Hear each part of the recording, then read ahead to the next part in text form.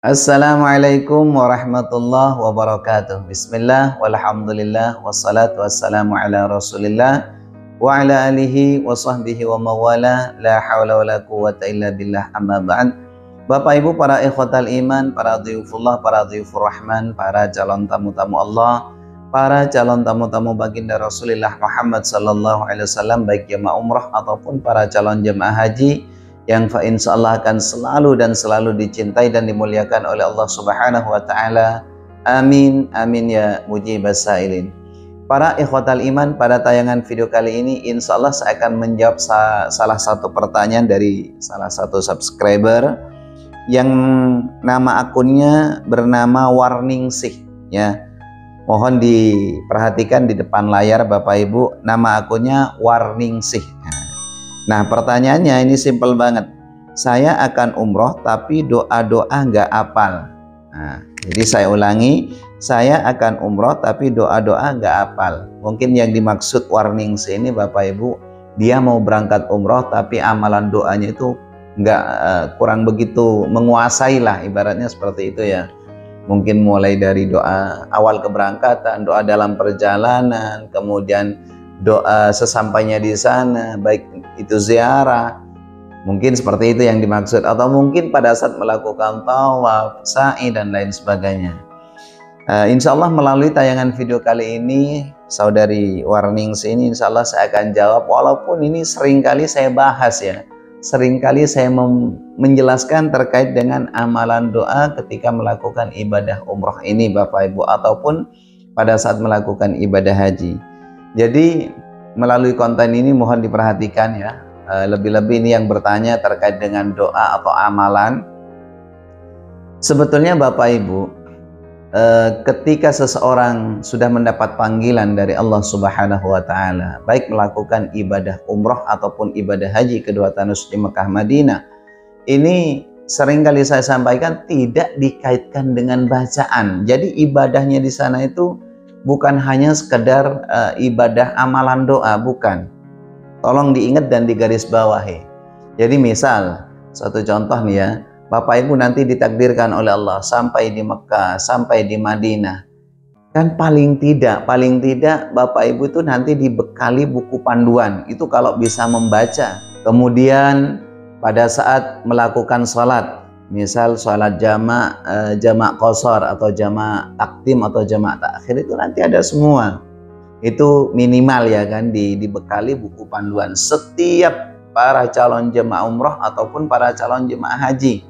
Kalau para calon jemaah haji itu biasanya dibekali dari Kemenak buku panduannya. Tapi kalau jemaah umroh itu dari pihak travel. Mau ikut travel manapun mesti itu nanti akan bagikan satu persatu buku panduan atau tuntunan manasik selama di dua tanah suci Mekah Madinah. Kemudian pada saat tawaf itu nanti ada juga nih bacaannya Bapak Ibu. Tawaf putaran pertama baca ini, putaran kedua baca ini, ya kan, putaran ketiga dan seterusnya itu nanti ada panduannya Bapak Ibu. Jadi jangan khawatir. Pun demikian ya dengan sa'i. Nah, sehingga menurut saya pribadi Bapak Ibu, ini sesuatu yang mudah dan gampang. Karena ya itu tadi, yang pertama nanti akan dikasih perbekalan buku manasik.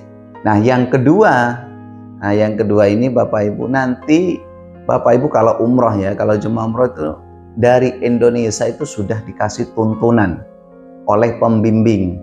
Ya, lebih-lebih kalau travel besar itu Bapak Ibu setiap kali keberangkatan itu nanti mesti ada pendamping.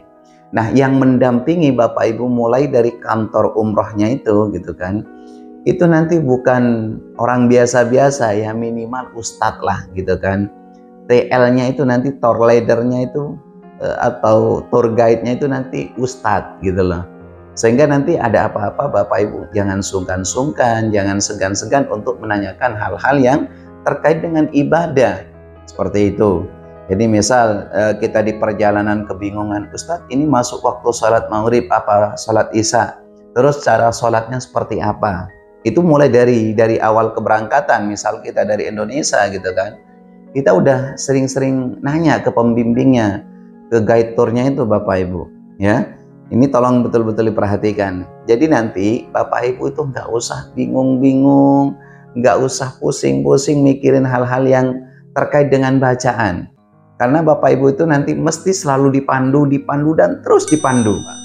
Saya rasa paham ya Bapak Ibu. Jadi ketika nanti misalnya mendapat panggilan dari Allah kedua tanah suci Mekah Madinah, udahlah nggak usah terlalu banyak mikirin masalah amalan doa. Karena minimal yang direkrut oleh Biro Travel Umroh itu Bapak Ibu yang mendampingi dari Indonesia menuju kedua tanah suci Mekah Madinah itu minimal itu ustadz. Dan gak jarang juga yang mendampingi kadang kiai loh, ya kan? Kiai, ada juga yang habaib. Makanya Bapak Ibu nanti itu nggak usah khawatir dari segi bacaan. Itu yang penting kita jangan malu-malu, ibaratnya seperti itu. Karena contoh seperti kita, ini kan pengalaman saya sebagai TL ya, tour leader atau guide tour seperti itu biasanya di bandara aja Bapak Ibu, kita sebelum masuk ke pesawat itu kadang kita dikumpulkan oleh pembimbingnya untuk baca doa bersama. Setelah itu nyampe pesawat kadang juga dipandu lagi, ya kan? Turun dari pesawat kita sampai di dua tanah suci Mekah Madinah, kita dipandu lagi oleh pembimbingnya. Sehingga pembimbing umroh, pembimbing haji yang mendampingi dari Indonesia dan kembali ke Indonesia itu minimal ustadz, bukan orang yang biasa-biasa, ya. Ustadz dan punya pengalaman, ibaratnya seperti itu. Karena tidak sedikit loh Bapak Ibu, jangan salah, banyak yang ustadz pinter baca kitab tapi pengalaman nggak nguasai, tetap aja bohong Bapak Ibu. Apalagi kalau di sana itu nanti ya misal kita ada masalah dengan pihak hotel, kita itu cara komunikasi dengan orang Arab itu Bapak Ibu nggak pakai bahasa nahwu loh, ya, pakai bahasa pasaran. Minimal ya tahulah bahasa Arab atau bahasa Inggris, seperti itu Bapak Ibu. Satu contoh, misalkan kita ada kendala di hotel atau mungkin di transport kita, di bis dan lain sebagainya, ya itu biasanya ya itu tadi, paling tidak ustadz Bapak Ibu, ya. Pokoknya nggak usah khawatir. Saya ulangi sekali lagi untuk saudari Warningsih dan yang menonton video ini, bagi para calon jemaah umroh ataupun para calon jemaah haji, pokoknya fokus jaga kesehatan, tidak usah mikirin hal-hal yang terkait dengan bacaan. Nah, nanti nyampe di Mekah lah ya, di Mekah misalnya kita melakukan tawaf, semua itu nanti Bapak Ibu akan dipandu dan dibimbing, mulai dari niatnya. Niat misalkan dari Bir Ali atau dari Yelamlam gitu kan, pengen niat umroh, kita itu sudah dipandu. Ayo Bapak Ibu yang belum ganti pakaiannya, ganti baju ihram dari sekarang, kemudian sebentar lagi kita akan sampai di salah satu tempat mikot, misalnya Bir Ali. Setelah kita di sana nanti sholat ini dan seterusnya gitu kan. Kemudian dipandu niat sholatnya, setelah niat sholatnya dipandu, nanti Bapak Ibu naik ke bis, dipandu lagi Bapak Ibu, dipandu lagi terkait dengan niat ihramnya. Kemudian disampaikan larangan ihramnya. Sesampainya di Mekah, sebelum masuk Masjidil Haram dipandu lagi, gitu loh, ya kan, dipandu lagi. Ini sering saya sampaikan dan sering saya ulang-ulang, tapi ini biar jelas aja gitu kan. Kemudian sebelum masuk Masjidil Haram dipandu doa bersama, masuk Masjidil Haram ngelihat Ka'bah dipandu lagi sama pembimbingnya, ya. Apalagi pada saat melakukan tawaf putaran pertama, misalkan Rabbana atina fid dunya hasanah wa fil akhirati hasanah wa qina adzabannar, subhanallah walhamdulillah, itu semua dipandu. Jadi Bapak Ibu itu tinggal manut. Nah, apalagi sekarang tuh banyak travel yang sudah pakai handset yang dari wireless apa bluetooth gitu kan, ditempel di sini. Jadi pembimbingnya di depan itu pegang monitornya, 40 jemaah misalnya anggotanya itu udah kedengeran semua Bapak Ibu. Jadi tinggal manut, subhanallah walhamdulillah. Ketika pembimbingnya itu mengucapkan subhanallah, Bapak Ibu ikut subhanallah walhamdulillah walhamdulillah wala ilaha illallah wala ilaha illallah Allahu akbar, dan seterusnya. Kemudian setelah melakukan ibadah tawaf, kita nanti diarahkan sama pembimbingnya untuk sholat di belakang makam Ibrahim, itu dipandu lagi niatnya. gitu loh. Setelah niatnya udah dipandu gitu kan, doa bersama lagi di depan Ka'bah.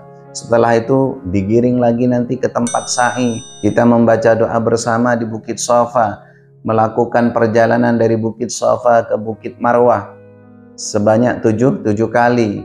Itu nanti tinggal manut. Kemudian pada saat di lampu hijau, antara lampu hijau kan, Rabbighfir warham wa'fu wa takarram wa tajawaz amma ta'lam innaka ta'lam ma la na'lam, dan seterusnya Bapak Ibu.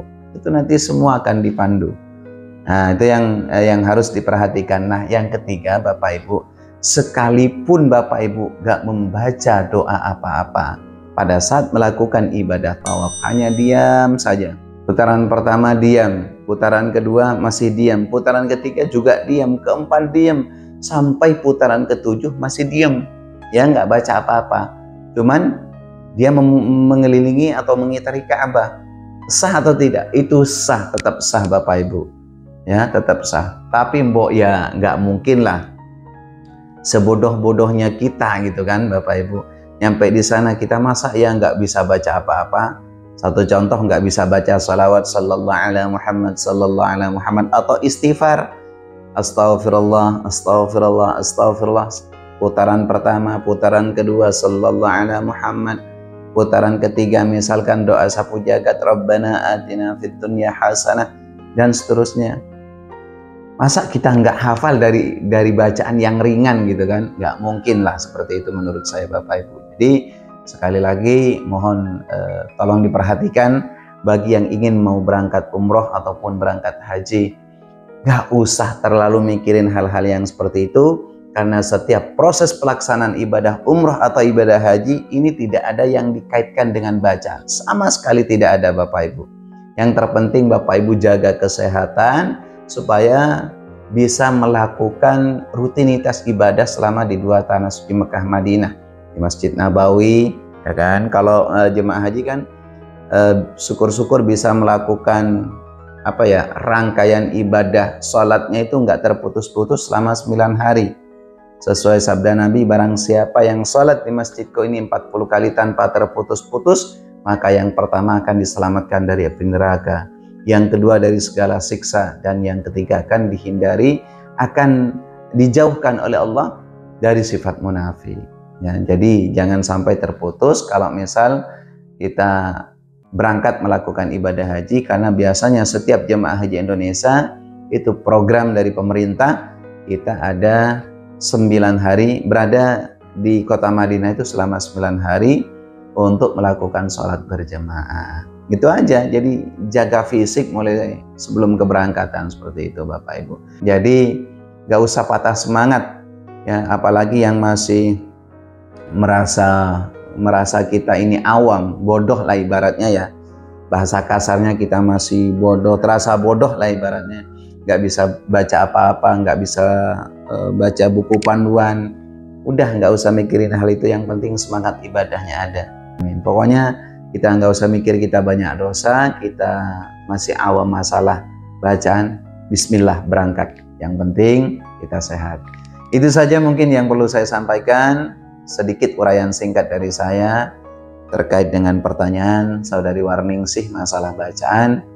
Mudah-mudahan tayangan atau cuplikan yang pendek ini bermanfaat. Terima kasih atas segala perhatian. Mohon maaf atas segala kekurangannya. Wal 'afu minkum.